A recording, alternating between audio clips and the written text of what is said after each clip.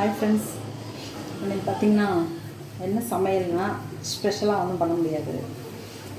So வெஜிடேரியன்லேயே என்ன ஸ்பெஷலாக பண்ண முடியும்னு ட்ரை பண்ண போகிறேன். அதுக்கு முன்னாடி ஒரு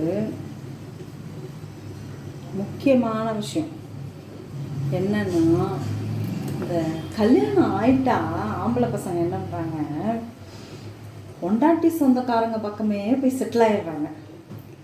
அது சீனியர் சிட்டிசன் மூத்த குடிமக்களாக இருக்கட்டும், நடுத்தர வயசில் மிடில் ஏஜில் இருக்கிறவங்களா இருக்கட்டும், இந்த நேத்திக்கு கல்யாணம் ஆன பயப்பிள்ளையாக இருக்கட்டும், யாராக இருந்தாலும் கல்யாணம் ஆனால் பொண்டாட்டி வீட்டோட போய் செட்டில் ஆகிடுறது. ஒருத்தர் என்னென்னா பொண்டாட்டி வீட்டுக்கு சொத்தையே எழுதி வச்சிட்டாரு.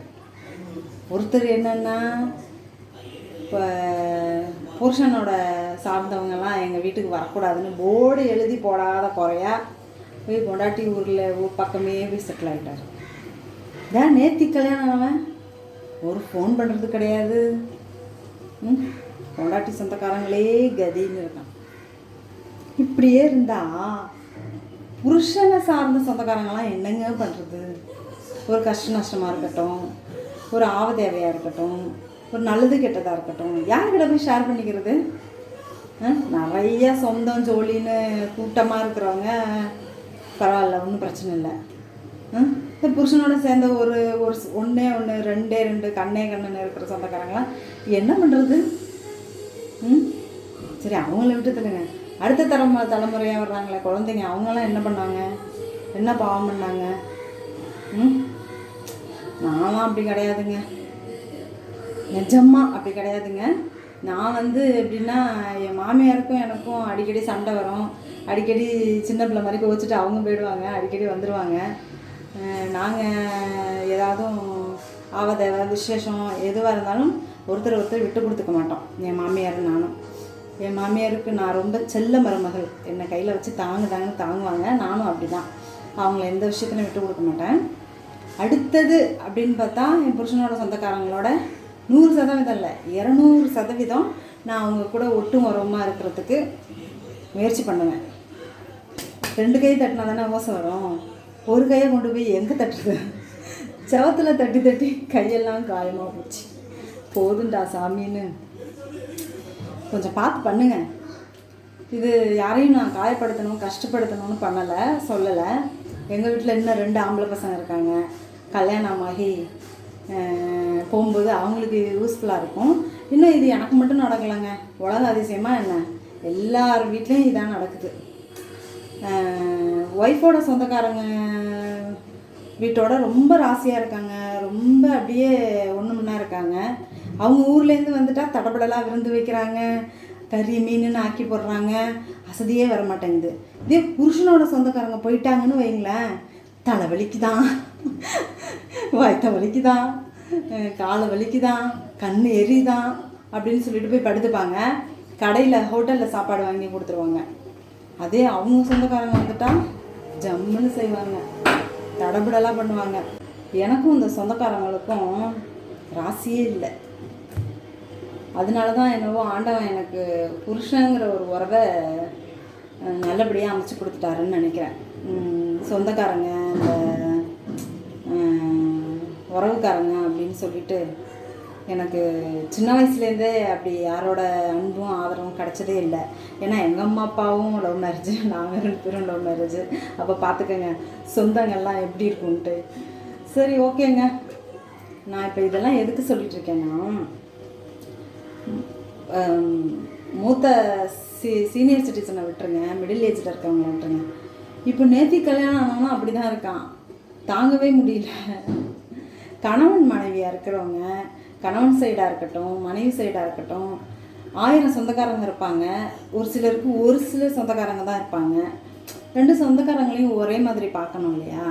பிடிச்சவங்களுக்கு ஒரு மாதிரியும் பிடிக்காதவங்களுக்கு ஒரு மாதிரியும் நடந்துக்கிட்டா அப்புறம் அவங்களுக்கும் உங்களுக்கும் என்ன வித்தியாசம்?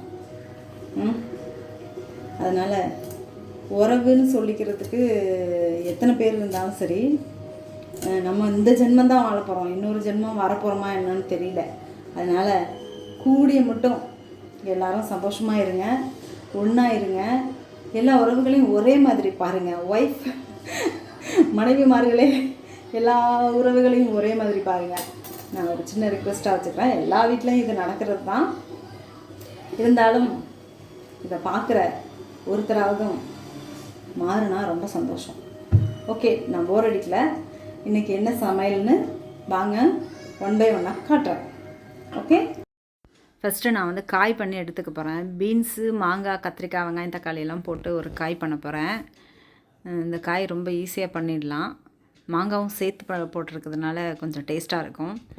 எல்லா காயும் வதக்கிட்டு காயெல்லாம் வெந்ததுக்கப்புறமா கொஞ்சமாக தேங்காயும் சோம்பும் போட்டு அரைச்சி ஊற்றி கொஞ்சம் சிக்கன் மசாலா போட்டு வேக வச்சு எடுத்துட்டோன்னா அந்த காய் செம்மையாக இருக்கும். நெக்ஸ்ட்டு வந்து நம்ம மீல் மேக்கர் கோலா உருண்டை எப்படி பண்ணுறதுன்னு பார்ப்போம். மீல் மேக்கர் வேக வச்சு இந்த மாதிரி மிக்ஸி ஜாரில் போட்டு 2-3 சுற்றினா அது வந்து உதிரி உதிரியாக இந்த மாதிரி வந்துடும். நல்லாயிருக்கும் பாருங்கள், உதிரி உதிரியாக இருக்குது பாருங்கள். இதோட அரைச்சி மீல் மேக்கரை அரைச்சி எடுத்துக்கிட்டு இதோட உருளைக்கிழங்கும் வாழைக்காயும் போட்டு நல்லா ஒன்றோட ஒன்று நல்லா மிக்ஸ் ஆகிற மாதிரி கையிலேயே பிசைஞ்சிக்கலாம். அப்படியே ரொம்ப சாஃப்டாக வந்துடும். ஒன்றோட ஒன்று நல்லா மிக்ஸ் பண்ணி எடுத்துக்கலாம். சாஃப்டாக வந்துடும், தண்ணியும் இருக்காது. பாருங்க, கொஞ்சம் சால்ட்டு, 65 பவுட்ரு, இஞ்சி பூண்டு பேஸ்ட்டு, கொஞ்சமாக லைட்டாக கார்ன்ஃப்ளவர் மாவு, கொஞ்சம் ஒரு அரை பழம் எலுமிச்சம் சாறு, இதெல்லாம் போட்டு நல்லா மிக்ஸ் பண்ணி ஒன்றோட ஒன்று மிக்ஸ் பண்ணி பால் இந்த மாதிரி உருட்டுற அளவுக்கு எடுத்துக்கோங்க. இது வந்து அவளோட பொடி, அவல் பவுட்ரு பண்ணி வச்சுருக்கேன். அதில் போட்டு மேலே இது பண்ணி எண்ணெயில் போட்டு பொரிச்சு எடுத்துட வேண்டியது தான். இந்த மாதிரி வந்தது. நான் இதுக்கு முன்னாடி இது ட்ரை பண்ணதில்லை, புதுசாக தான் ட்ரை பண்ணுறேன். நல்லா இருந்துச்சு, டேஸ்ட்டாக இருந்தது. நெக்ஸ்ட்டு நம்ம வந்து புளி சாதம் செய்கிறதுக்கு பார்ப்போம். வரமிளகா, எள், வெந்தயம், கடலைப்பருப்பு இதெல்லாம் வறுத்து எடுத்து மிக்ஸி ஜாரில் பொடி பண்ணி வச்சுக்கலாம். புளி சாதத்துக்கு ஆஸ் யூஷுவல் எப்போவுமே நல்லெண்ணெய் தானே, கொஞ்சம் நல்லெண்ணெய் அதிகமாகவே எடுத்துக்கிட்டு, இன்றைக்கி வந்து மழைங்கிறதுனால எனக்கு கருவேப்பிலையெல்லாம் கிடைக்கல. எப்போவுமே என் பசங்களை கேட்டுக்கிட்டு தான் என்ன சமையல்னு சமைப்பேன். ஆனால் இன்றைக்கும் அதே மாதிரி தான் சொன்னாங்க. ஆளாளுக்கு 3 பேர் 3 விதமாக கேட்டாங்க. ஆனால் இன்றைக்கி எனக்கு வீட்டில் இருக்கிறத வச்சு தான் செய்ய முடிஞ்சது. மழைன்றதுனால வெளியில் போய் வாங்க முடியல.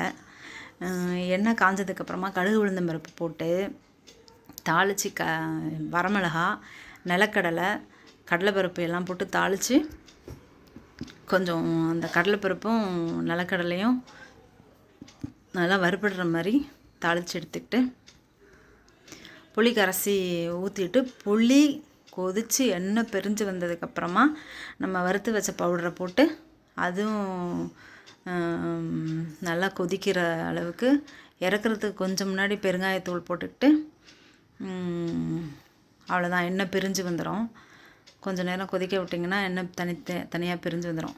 அதுக்கப்புறமா ரைஸில் போட்டு நல்லா மிக்ஸ் பண்ணி ஒன்றோட ஒன்றா மிக்ஸ் பண்ணி புளி சாதம்லாம் நான் வீட்டில் செஞ்சதே இல்லைங்க. என் பசங்களுக்கு பிடிக்காது, ஆனால் என் வீட்டுக்காரருக்கு ரொம்ப பிடிக்கும். அதனால் சரி இன்றைக்கி புளி சாதம் செய்வோமே அப்படின்னு சொல்லிட்டு ட்ரை பண்ணேன். அவங்க சாப்பிட்றத தான் செய்ய வேண்டியதாக இருக்குது. சாப்பாடு காயெல்லாம் ரெடி ஆகிடுச்சி. Cola உருண்டையும் ready. பண்ணிகிட்ருக்கும்போதே எல்லாமே பாதி காலி ஆகிடுச்சி. அப்புறம் புளிசாதம் அவருக்கு பிடிக்குங்கிறதுனால ஃபஸ்ட்டு அவரே டேஸ்ட்டு பாருங்கன்னு சொல்லி ஊட்டி விட்டாச்சு. இன்றைக்கி என் பையன் ஹஸ்பண்ட் எல்லாருமே எனக்கு ஹெல்ப் பண்ணாங்க. அது கடகடன் வேலையை முடிச்சிட்டேன் சீக்கிரமாக இன்றைக்கி. என் பெரிய பையன்தான் கேமரா பிடிச்சிட்டு இருந்தான். வச்சுக்கலான்னு சொன்னதுக்கு வேண்டான்னு சொல்லிட்டு போயிட்டான். இருந்தாலும் பிடிவாதம்மா அவனுக்கும் டேஸ்ட் பார்க்குறதுக்காக ஊட்டி விட்டேன். ரொம்ப வெக்கப்படுவாங்க என் பெரிய பையன். ஓகேங்க, சாப்பாடு ரெடி, வாங்க சாப்பிட்லாம். புளி சாதம், கோலா உருண்டை எல்லாம் சூப்பராக இருந்துச்சு. நம்ம அடுத்த வீடியோவில் பார்க்கலாம். மழையில் எல்லோரும் பத்திரமா இருங்க. Take care. பாய்.